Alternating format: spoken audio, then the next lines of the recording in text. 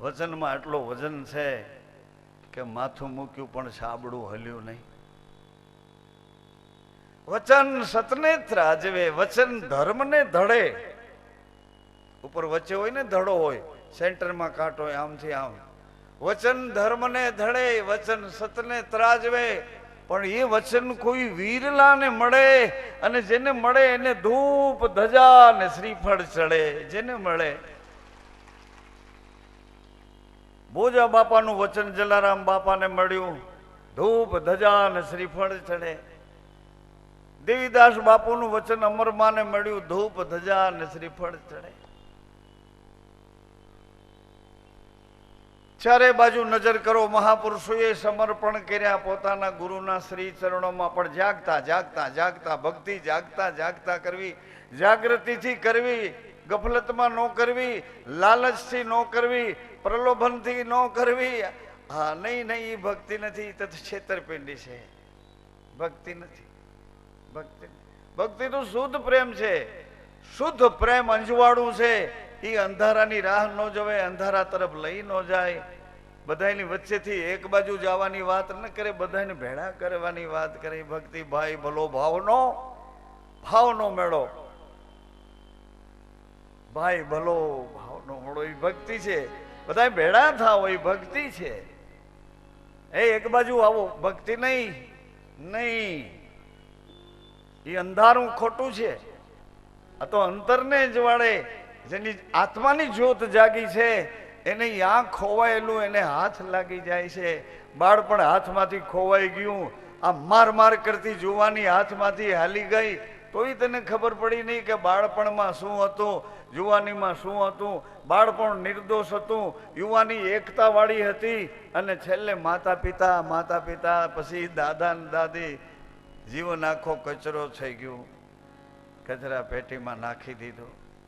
દવાખાના ફંફોરી નાખ્યા.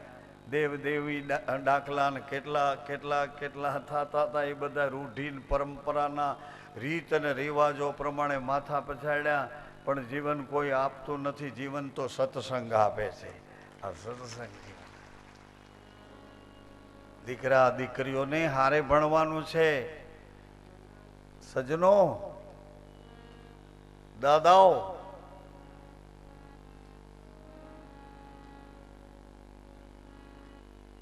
દાદા છો ને એટલે તમે હારી ગયા. કે શું કરી બાપા, અમારો છોકરો તો કહેવામાં, પણ એના છોકરાનો છોકરો કહેવામાં નથી. અરે, તમારો છોકરો કહેવામાં હોય, છોકરાનો છોકરો તો એના કરતા 10 ગણું તમારું કહેવાનું કરે. પણ તમે કેળો ભૂલી ગયા હશો ક્યાંક ન કરી. છોકરાના છોકરા તો તમારા પગ ધોઈને પીએ એવા તમારી ત્રીજી પેઢીના સંતાન, એમાં તમારો અંશ હોય છે.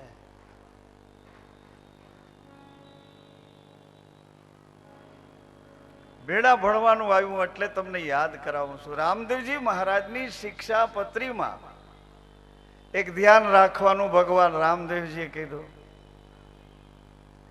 ભગવાન જે કહે છે તે વચન મર્યાદાની રીતે આપણે માનવું જોઈએ.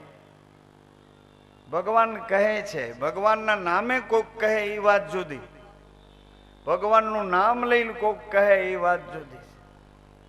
પણ ભગવાન શ્રી મુખે પોતે કહે છે કે હું તારું બધી બાજુથી ભલું કરીશ, તોય તમને ભગવાનના વચનમાં કેમ ભરોસો નથી, કેમ વિશ્વાસ?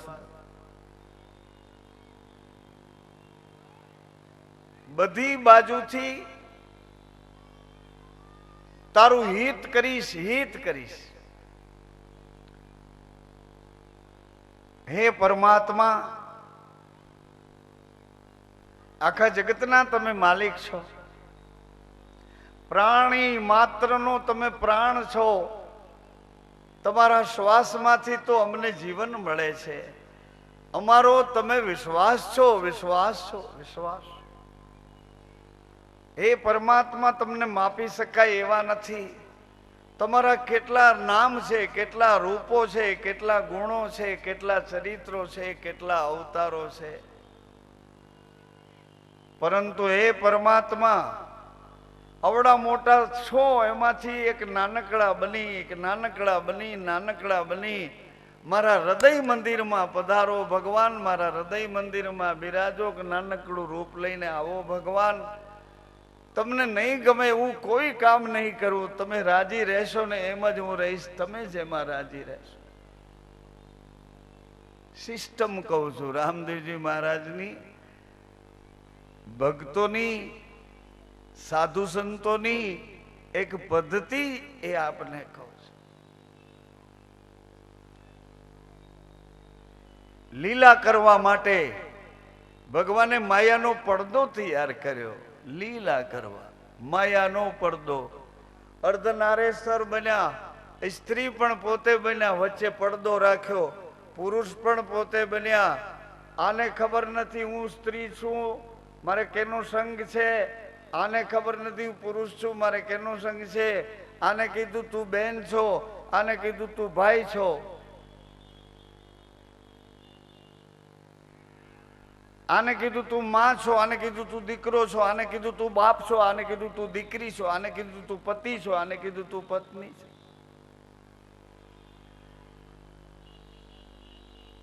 રામદેવ શિક્ષા મહાપુરાણમાં એક લાલ લીટી એવી લખેલી છે કે તમે જે વહાણમાં બેઠા છો એ વહાણ તપસ્વીઓનું વાણ છે. તપસ્વીઓનું વાણ છે. તમે જે વાણમાં બેઠા એ દાળ ભાત, શાક, રોટલી, દહીં, દૂધ, ઘી, માખણ, એ શાકાહારી લોકોનું વાણ છે. એમાં તમે બધા બેઠા છો. હવે જો ભૂલ કરીને ઈંડા ખાવા કે માંસાહાર કરવા જો ઉતરી ગયા તો તમારો નાશ સમજી લેવાનો, તમારી પેઢીઓનો નાશ સમજી લેવાનો. એટલે રામદેવજી મહારાજે લાલબત્તી કરીને કીધું કે તમારા નાવમાં બેઠા છો, આમાં સચવાઈને રહો, તમારી પ્રજાને સાચવીને રહો, તમે સચવાઈને.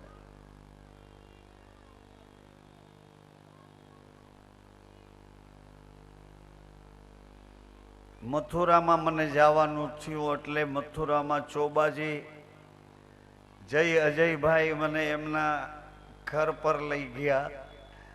તો એની એક દીકરી સરસ મજાની નાનકડી 6-7 વર્ષની દીકરી, એવી રામાયણની ચોપાઈઓ એટલી સરસ બોલતી હતી. એના ઘરના સંસ્કાર કહું છું. પછી મેં એમને વ્યવહારુ વાત પૂછી કે આ ટેકરો છે ને મથુરાનો, આમાં અમારી જ જ્ઞાતિ રહે છે, અમે બધા ચોબાજી રહીએ છીએ. એટલે તમારા સગા સંબંધીઓ તો કઈ બધા આમાં આમાં છે, આ ટેકરાની અંદર જ. મોસાળે આમાં કાકા કુટુંબ, ફૂઈ મોસી, લાગતી વળગતી બધી શાખાઓ આમાં ટેકરામાં છે.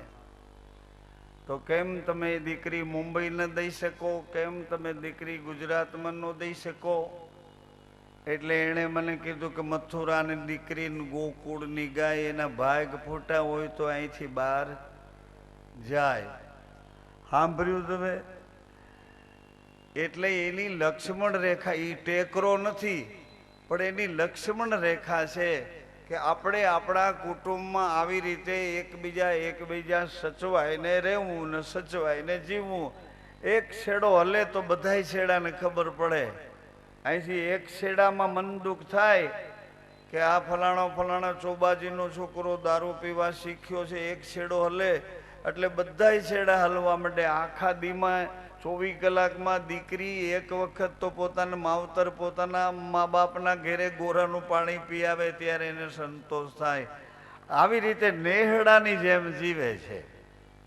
એટલે હું એનો દાખલો એટલા માટે દેતો હતો કે એ લક્ષ્મણ રેખાની અંદર રહે છે. આપણે જે સમાજમાં આવ્યા છીએ તે સમાજ શાકાહારી છે. હિન્દુ મુસલમાન એવી કોઈ વાત હું નથી કરતો. શાકાહારી સમાજ છે, નિર્વ્યસની સમાજ છે, સાચા બોલો સમાજ છે, પ્રમાણિકતા વાળો સમાજ છે, એકબીજાના સુખ દુઃખમાં ભાગ લેવા વાળો આપણો આ સમાજ છે. પછી એમાં પેટા વિભાગમાં બ્રાહ્મણ, ક્ષત્રિય, વૈશ્ય, શૂદ્ર એના પેટા વિભાગમાં કોઈ ધોબી જ્ઞાતિના, કોઈ મોચી જ્ઞાતિના હોય, કોઈ દરજી જ્ઞાતિના, કોઈ સોની જ્ઞાતિના, કોઈ વાણંદ જ્ઞાતિના હોય, કોઈ ખવાસ જ્ઞાતિના હોય, ઇત્યાદિ ઇત્યાદિ ઇત્યાદિ ઇત્યાદિ. કોઈ કડમી પટેલ હોય, કોઈ લોહાણા હોય, કોઈ વાણિયા હોય, કોઈ લાગતા વળગતા. આ બધો આખો સમાજ શાકાહારી સમાજ. સાંભળો, લક્ષ્મણ રેખાની અંદર જે રહેતા હોય એ બધા આપણા અને શાકાહારી અને બધા આર્ય છે એમ સમજવા. ઋષિ મુનિની પરંપરાના વેદોક્ત રીતે જીવન જીવવા વાળા પવિત્ર ભારતીય છે. ભારતીય. હવે એમાંથી કોઈ વાણમાંથી પાછળ કોઈને છેતરીને ઉતરી જાય, આવી રીતે આપણા દીકરા દીકરીઓ સાવધાની ખોઈને ક્યાંક આ બોર્ડરની બહાર નીકળી જાય, માંસાહારી લોકોની હારે દોડી જાય, લલચાઈ જાય, ભોળવાઈ જાય, છેતરાઈ જાય, એની ધાક ધમકીમાં વશ થઈ જાય. આવું ન બને એટલા માટે મા બાપને હું હાથ જોડીને પ્રણામ કરીને પ્રાર્થના પૂર્વક કહું છું, આ સમાજનું નહીં પણ આ કમ્પાઉન્ડનું આ લક્ષ્મણ રેખા છે, આ ટેકરાનું જરાક તમે ધ્યાન દેજો, સાચવજો.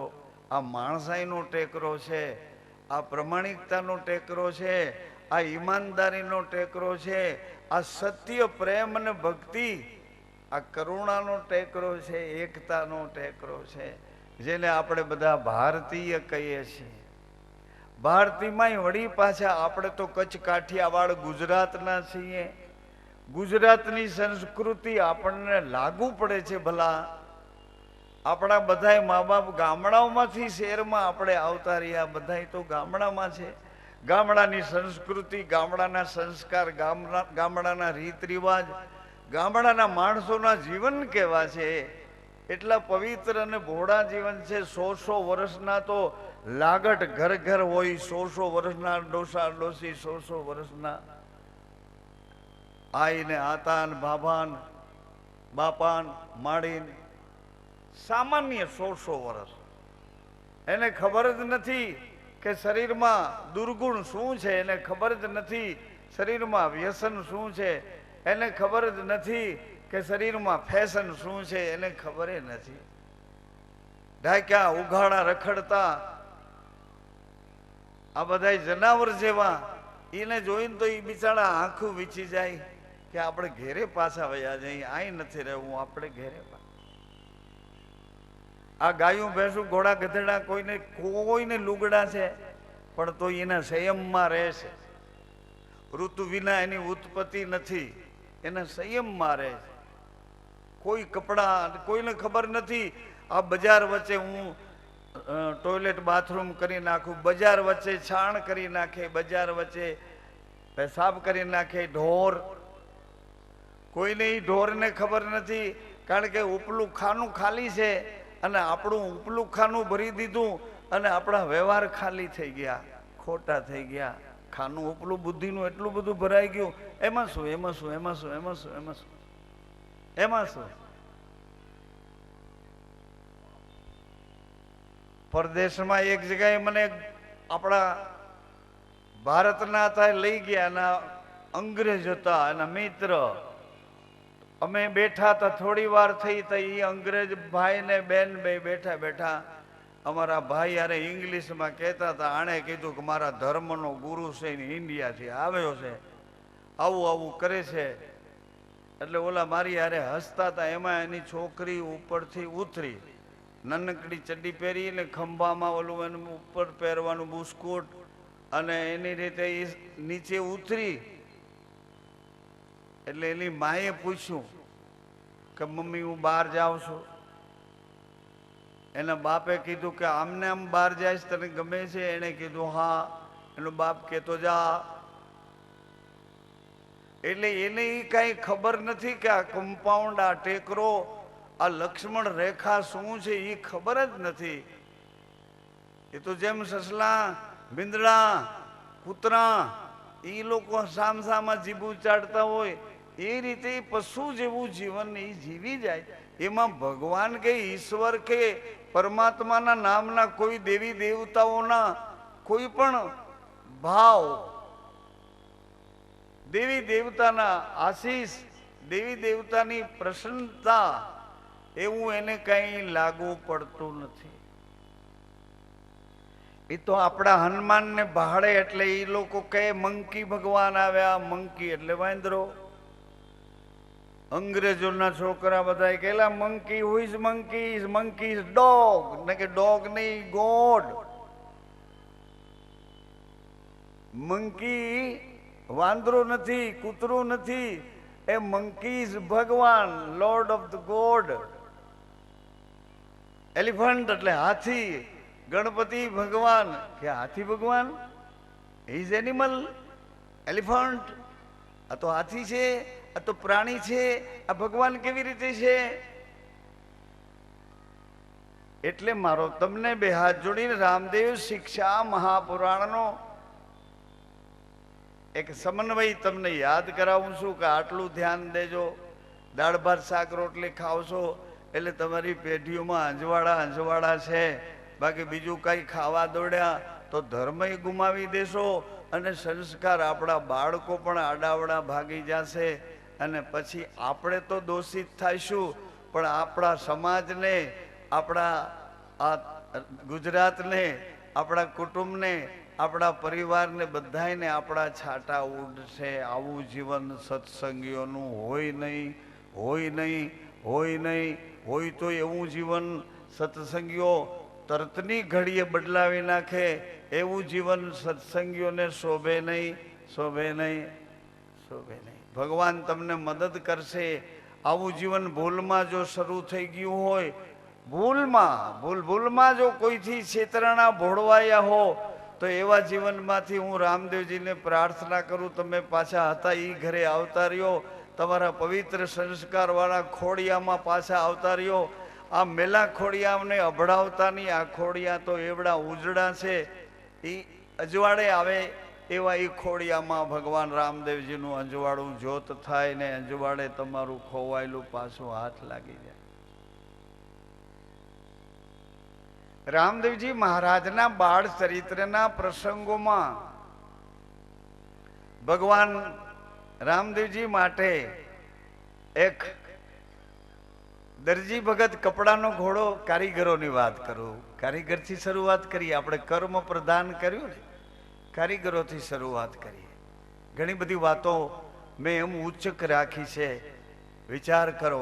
વિચારવા માટે. તમને શું ગમે છે? બધાને એક જ રુચિ નથી, બધાની જુદી જુદી રુચિ છે. એટલે બધી વાતોમાં તમને રસ લેતા કરું છું કે જેને જે રુચિ હોય એ રુચિ અહીંથી આ સામગ્રીઓમાંથી તમે એ રુચિને અનુકૂળ થઈ જાજો. રુચિ પ્રમાણે તમારા જીવનની દિશા ફેરવી નાખજો. કલેશવાળું જીવન લાંબા ગાળા સુધીનું નથી. સંતોષ અને એકબીજા તરફ સહાનુભૂતિ વાળું જીવન છે એ લાંબા ગાળા સુધીનું જીવન છે. ભગવાન કારીગરના ઘોડા ઉપર બેસી મેલી વિદ્યાનો જે મેલો ઉપયોગ કરતા હતા એવા ભેરુના બે જાસૂસો એ જોવા આવ્યા હતા કે પોખરણના રાજમહેલમાં કોઈ ચમત્કાર કરે એવો બાળક જન્મ્યો છે. અમારા માલિકને એ જોવો છે બાળક કોણ છે, અમારા કંસને જોવો છે એ કૃષ્ણ કોણ છે.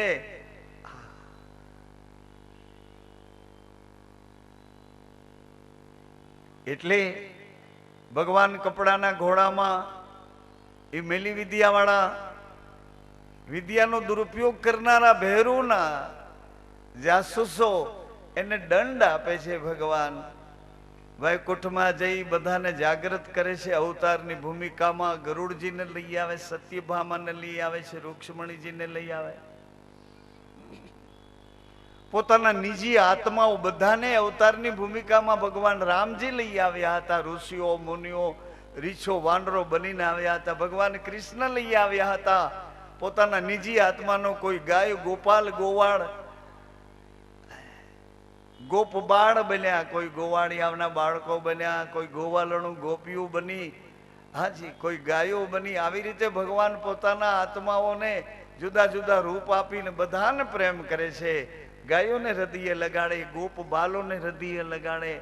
ભગવાન રામજી પણ રીછો, વાનરો બધાને પ્રેમ કરે છે, બધાને હૃદય લગાડે.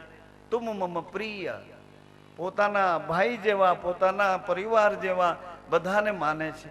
આવી રીતે રામદેવજી મહારાજ બધાને પોતાના અવતારના કાર્યમાં બોલાવે છે. બધા મૃતલોકમાં, મરુધરામાં, તુવરવંશમાં અજમલજી મહારાજને ત્યાં હું લીલા કરું છું.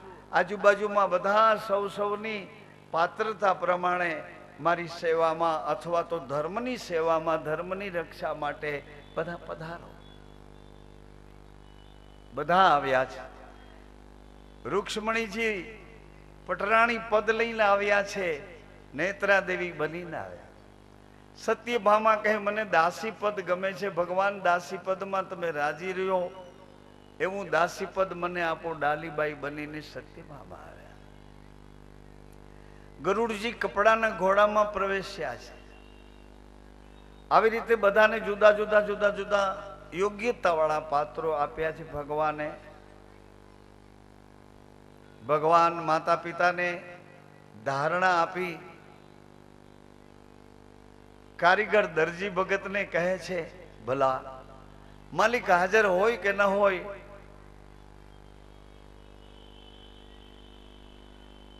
કપડાના ઘોડામાં તે જૂના જૂના વસ્ત્ર કેમ નાખ્યા? ભલા દરજી ભગત ક્ષમા માગે છે, રામદેવ મને ક્ષમા કરો, હવે પછી હું તો આવી ભૂલ નહીં કરું, પણ મારી પેઢીઓમાં પણ કોઈ આવી ભૂલ નહીં કરે.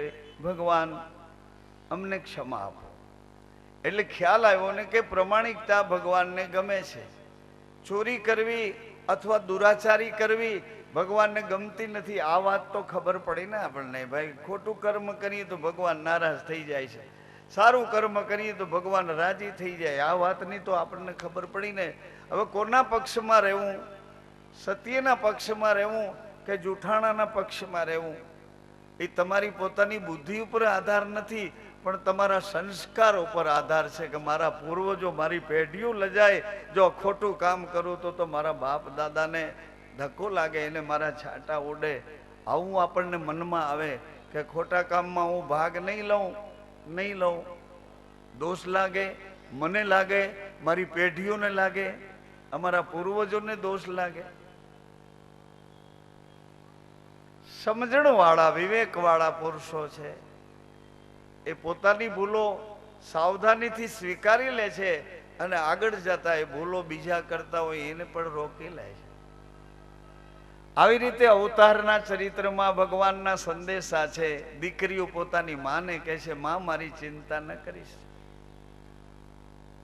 હું ભલે કોલેજમાં ભણું પણ માં તને નીચું જોવું પડે એવું કોઈ કર્મ હું નહીં કરું. માં મમ્મી હું ભલે કોલેજમાં ભણવા જાઉં પણ તને નીચું જોવું પડે એવું કાંઈ નહીં કરું. દીકરા પોતાના બાપને કહે પપ્પા હું ભલે પરદેશમાં ભણું પણ તમને નીચું જોવું પડે એવું કાંઈ નહીં કરું, એવું કાંઈ નહીં કરું. આ રામદેવજી મહારાજની શિક્ષાપત્રી અત્યારના આ વિકૃત પરિવારોમાં કુટુંબ એકબીજાથી કેટલા દૂર થઈ ગયા છે. ભાઈઓ એકબીજાથી દૂર થયા, બાજુમાં રહેતા હોય પણ એકબીજાની આંખમાં તો એવડું અંતર આવી ગયું છે કે આ મરે તો સારું, આ મરે તો સારું. વર્તમાન આ યુગમાં કેમ જીવવું એની ચાવીઓ રામદેવજી મહારાજની છે. તમને ગમે લાગુ પડે તો એ તાળા ખોલે અને ખુલેલા તાળામાંથી દરવાજા ખોલશો એટલે તમારી પેઢીઓના સંસ્કારોના પોટલા વારેલા પડ્યા છે. જે પોટલું ગમે એ પોટલું લઈ લેજો. ઢગલા પડ્યા છે, ક્યાંક આડાવરા, ક્યાંક કોકને ન્યા. હવે સારું જ લેવા નીકળ્યા તો હું રેકડીઓમાં ફાફા મારો.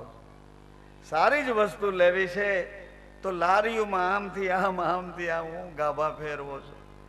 એમ આ જગતમાં સદગુણ લેવા નીકળ્યા છો, સત્યને લેવા નીકળ્યા છો તો એ પાખંડીઓ ભેળા શું બેઠા, વ્યસનીઓ ભેળા શું બેઠા, એ દુરાચારીઓ કુસંગીઓ ભેળા શું નકામા નિંદાઓ ટીકાઓ કર્યા, એમાં કાન દઈ દઈને કાન બેરા ફોડ શું કામ? સારું જ જોઈએ છે ને તો સજ્જનોની બજારમાં જાઓ, સજ્જનોની સભામાં જાઓ, સજ્જનોના વ્યવહાર જુઓ, તમે સજ્જન બની જાશો. આજે સજ્જન બનવામાં કોઈ પ્રેસ કે કોઈ ફેક્ટરી ફાર્મસી નથી. સજ્જન બનવા માટે કોઈ કારખાના નથી. કઈ આ કારખાના સજન બનાવે છે, નહીં. તમારા વ્યવહારો જ સજનતાને ગમતા થઈ જાય. સજનતા તમને આરપાર ઉતરી જાય, પ્રમાણિકતા તમને આરપાર ઉતરી જાય. આવા યુગમાં પણ તમે પતિવ્રતા ધર્મ પાળી શકો છો માતાઓ. તમે આવા યુગમાં પતિવ્રત ધર્મ પાળવો હોય તો તમને કોઈ કાંઈ નહીં કહે, પણ તમારી તૈયારી હોવી જોઈએ કે નહીં, કોઈ પણ સંજોગોમાં મારે મારું જીવન મારા પતિને જ ભગવાન માનીને મારું જીવન આ જગતમાં જીવવું છે. ગાંઠ વાળો એટલે એ જીવન તમે હાથ કરી લો છો. એક દી બે દી નહીં. કાચા સૂતરનો તાતણો એક હોય તો તૂટી જાય, 2 3 5 10 15 25 50 100 તાતણા ભેગા થાય ને દોરડું બની જાય. પછી તાતણા તૂટતા નથી, દોરડું બની જાય છે. એમ તમે ધીરે ધીરે કરતા સ્વાધ્યાયી બની જાઓ, અભ્યાસી બની જાઓ, રહેણી વાળા બની જાઓ, જાગૃત બની જાઓ, એટલે ચોક્કસ રામદેવજી તમને પરિણામ આપે છે. રામદેવજી મહારાજની આ શિક્ષા બોધાવલી ગુરુ બાળીનાથ બાપાની છે, પણ શિક્ષા રામદેવજી મહારાજની મહાપુરાણ જીવન જીવવામાં જે ઉપયોગી થાય એની વાત.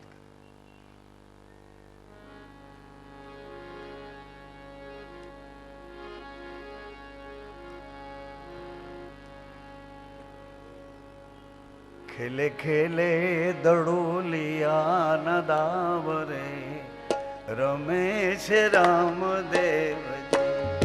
ખેલે ખેલે દડોલિયા ના દાવરે રમે છે રામદેવજી. ખેલે ખેલે દડોલિયા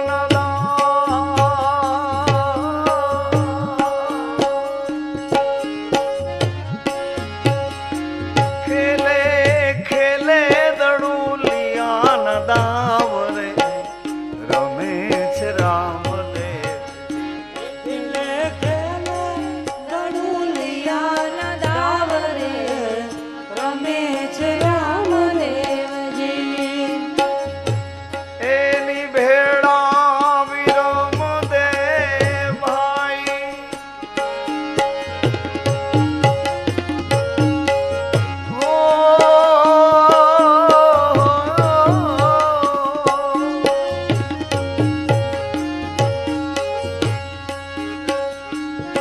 એની ભેળા વિરમ દેવ ભાઈ રે રમેશ રામદેવ.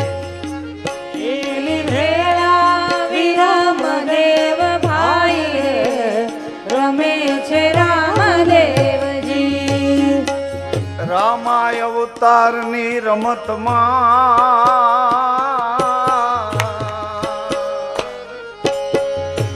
ગયા ગુરુને દ્વાર.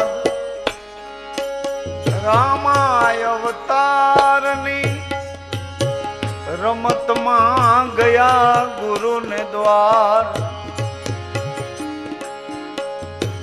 મર્યાદાની ભૂમિકામાં ચાલતા કર્યો મામા અરે કર્યો રાવણ કુળનો.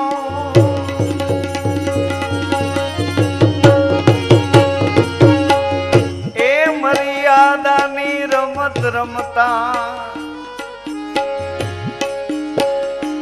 કર્યો રાવણ કુળનો ઉદ્ધાર રે રમેશ રામદેવ. એ કર્યો રાવણ કુળનો ઉદ્ધાર રે રમે છે રામદેવજી. કર્યો રાવણ કુળનો ઉદ્ધાર રે રમેશ રામદેવજી. કર્યો રાવણ કુળનો ઉદ્ધાર રે રમે છે રામદેવજી. ખેલે ખેલે દડુલિયા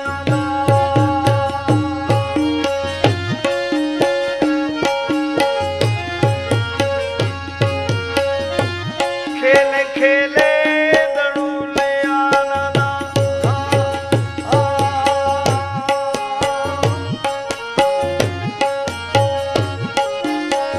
ખેલે દડુલિયા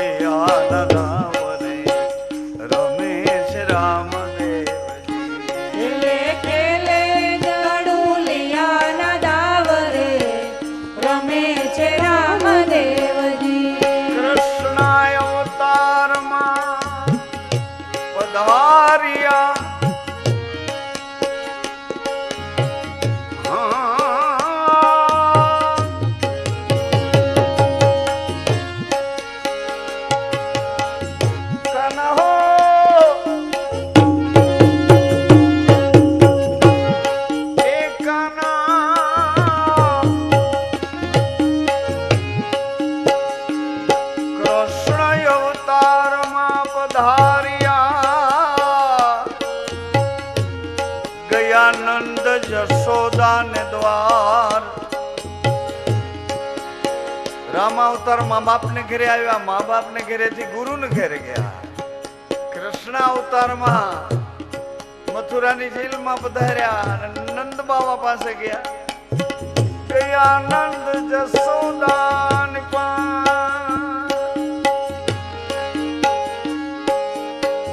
ગોકુળમાં ગાયો ચરાવતા એ કર્યો મામા તે કંસનો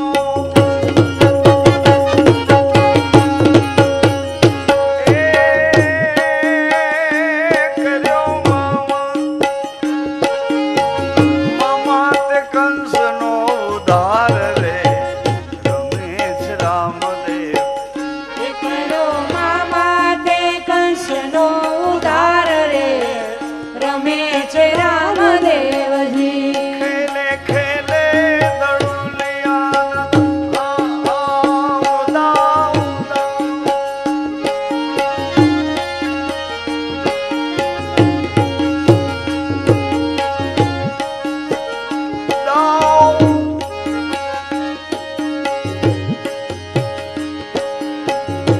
રમતા રમતા બાજી પડ્યા ખેલે ખેલે દડુલિયા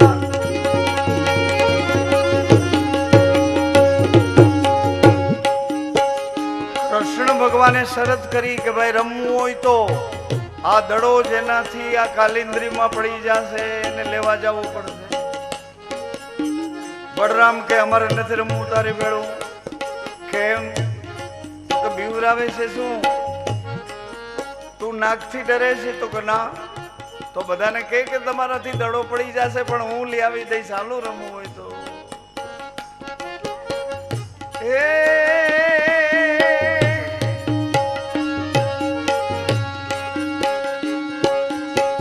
ગોકુળમાં ગાયો ચરાવતા એ કર્યો